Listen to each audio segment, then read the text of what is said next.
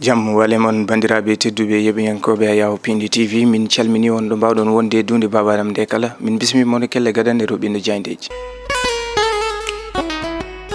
altine capantati lewru septembre 2024 bisimilla mon kelle gadande roɓinde jayndeji puɗɗortoɗen ko jayde gendira leydi Sénégal jayde Le Soleil ɓe garti yeyide dande mayo sous les eaux ne wayno toon to diwan bo Matam o saaha caggal teska caɗele e ndiyameji kewɗe ilam ɗam woodi ko bonni toon de diwan bo Matam ɓe garti ko ɓuuri caɓanɗe jeenayyi galle oɗo saaha yaadi e ɗam ilam kono kadi ko ɓuuri nogas e ɗiɗi tawi ko périmètre to banggue wonande guese ɗum ne kadi yaadi e ilam ɗam ɓe garti eɗen guri ni ɓurɗe oɗo saaha hande jayrede to banggue ilameji ɗe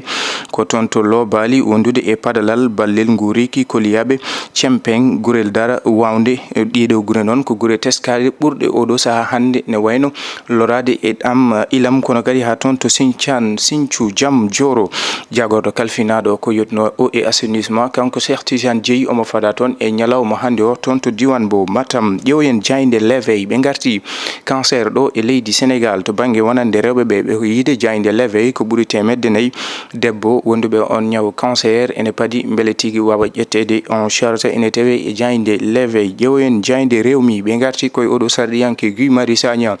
jilluma ko toon to leydi Togo caggal nde o nangorontono yoga e opposant en ɗum noon woni sababu filñitere wonde toon hani o yana kanko Guy Marius Sagna o heeɓi hen gagnande musɗe jayde rewmi quotidien arti hen jayde Le Quotidien ɓe garti koye législative anticipée le temps des listes ɓe garti wonande ɗin liste uji mbaɗaɗi déposé kono juppodiral hakkude wonande ɗin coalition ji walla mbiyen landaji yoga e won mouvement ji ɓe garti o saaha ne wayno ɓe mbaɗi tigui ko yiyete ko to banggue a ƴame ko yiyete ko alliance uji kono noon kadi yoga e landaji hande oɗo saaha jitodiri ko wayno PDS kame APR kono noon kadi goto kala ana tafa gam wawde dañde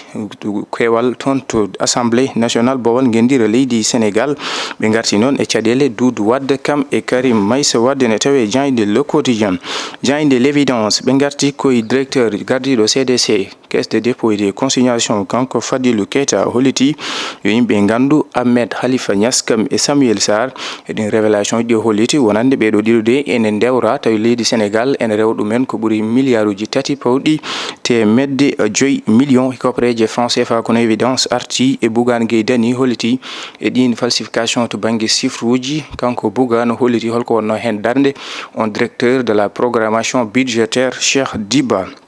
ƴeewoyen jayde l'exclusive ɓe gartini koye kanko Cheikh Diba caggal nde haalaka nde kanko mawɗo jagorɗo Ousmane Sonko o arti e oɗo saaha noon ɗo leydi Sénégal yarata kono kadi caɗele taweteɗe hen to banggue faggudu yoga e tuumaji ɗi o tuumi ngun laamu yawtugu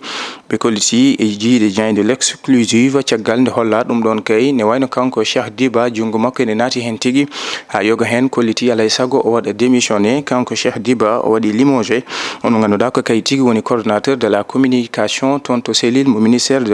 des finances et du budget tawi on lomti ɗum ko biyeteɗo Mame Bator Touré ɓe garti e yiide oɗo saaha ni beele ko ɗum wonno darde kanko Cheikh Diba ko ɓuuri labde ko nde o waɗata démissionné ene tawe e jayde l'exclusive jayde Les Échos ɓe garti koye Guy Marius Sagna toon to leydi Togo ne wayno o yanama ha ɗum saabini o heeɓi gagnande musɗe yiide jayde Les Échos yoga hen noon tuumi ɓen ɓe ganduɗa ko ɓattiɓe lamɗo leydi o on mo ganduɗa ko Faure Gnassingbé kono ɓe garti kamɓe Les Échos e ɗiɗo coalition ji tati ganduɗa hande oɗo saaha darima ɓe mbi ɗum intercoalition triple XL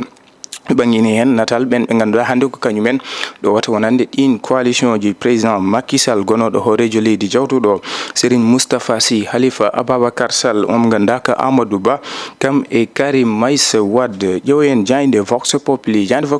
ɓe garti ko e ɗiɗon liste uji ɗi ganduɗa hande oɗo saaha laaɓi ko kañumen tigui gonata tête de liste en liste national mo Pastef ko Ousmane Sonko Jaam ak Njeri mo Amadou Ba ko Barthélémy Dias jayde Vox Populi arti hen kono ɓe garti e kanko Doudou Wade men Karim Wade reddi ɓen ɓe ganduɗa ko nayo e tawi hen kanko Doudou Wade wondude e men ɓe ganduɗa ko ɓen tigui o gollotono e parti démocratique sénégal en ƴeewoytu jayde l'observateur ɓe garti koye les premières fissures wonande caɗele teskade e ɗiɗo coalition ji ɓe garti noon caɗele ɗe addi to banggue wonande haala jibru to banggue wonande peccugol ɗiɗon siège uji haɓru tengtude e ɗo e falde Dakar kono ɓe garti kamɓe l'observateur l'observateur ekuno wonande on ben be ganduda ko dejjere hande do saha kay hawi yogay wonande rengo caggal nde kanko mawɗo jagorɗo Ousmane Sonko o tuumi ɓen ɓe ganduɗa ko Amadou Ba Wodiri Abdoulaye Daouda Diallo e Mouhamadou Moustapha Ba ɗiɗon sifruji o hollitno to banggue wonande to faggudu leydi Sénégal. Diagne de l'Observateur arti hen holko saabi ɓen ha joni jaltani gam laɓitande ɓesguji leydi Sénégal. ƴeewen Diagne Besbi le jour. Diagne Besbi le jour ɓe garti ko yitno e wonande gam dawal ɓeydude gam ɓen ɓe ganduɗa keɓano fartange wawde wadde déposé listuji mumen ko yetno e ɗin sungoji subaɓe dental ñande 17 lewru novembre 2024. Diagne Besbi le jour arti wonande ɗum ɗon lataki wadde ɓen ɓe ganduɗa ko ɗaɓɓunoɓe dawal beele tigui mbawa ha joni wadde dépôt listuji mumen kono ɓe garti e o mo ganduɗa ko Abdoulatif Coulibaly mo ganduɗa windi ɓataki Ousmane Sonko e kan haala ka o haali nde o yaltini hollitde wonande o saaha kay on régime ɓennuɗo ɓe mbaɗi tigui falsification to banggue wonande chiffre uji kuyitno noon e bamtare faggudu leydi Sénégal. Diagne li quotidien ɓe garti ko e dépôt ɗin listuji uddugol mum e yiide oɗo saaha ko laaɓi ko li quotidien holliti Barthélémy Diaz laaɓi ko kay tigui woni tête de liste mo Samsa Kaddu omo ganduɗa ko Ousmane Sonko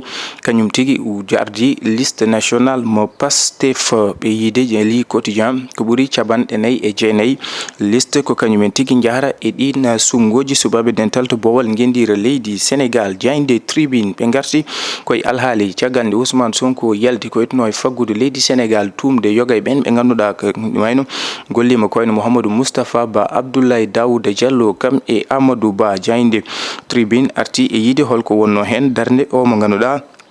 kay tigi woni Oulimata Sarr, Cheikh Diba, Maguette Niang, Bamba Diop e Al Amin Lo kono ɓe garti e yiide ko ɓuuri labde ko kay ɓen tigui ene poti yaltude mbawa laɓɓinde koye mumen ha ɓuuri tengtude Cheikh Diba gonnoɗo directeur de la programmation budgétaire. Bougane Gueye Dany